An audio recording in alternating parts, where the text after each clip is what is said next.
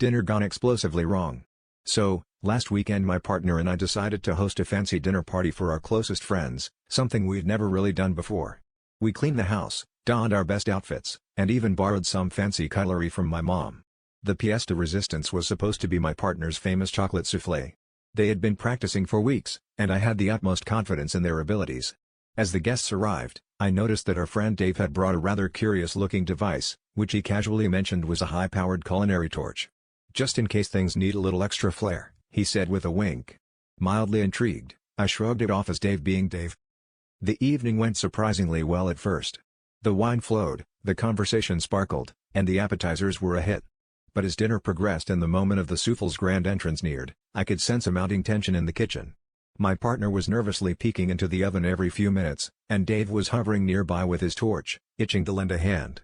Suddenly, a loud bang interrupted the calm atmosphere, and the kitchen door swung open to reveal a scene that could only be described as a chocolate war zone. The soufflé had exploded in a spectacular fashion, sending bits of chocolate and pastry flying in every direction. Dave, never one to miss an opportunity, immediately sprang into action with his torch, declaring, "It's just caramelization taken to the next level." Our friends, instead of being horrified, were utterly delighted by the chaos. They began snapping photos and posting them on social media, dubbing it kablooey cuisine. It was as though we had stumbled upon a new culinary art form, where the explosion was the highlight rather than the mishap. The hashtag explosive culinary art started trending locally that night, and before we knew it, people were calling to ask if they could book their own explosive dinner experience.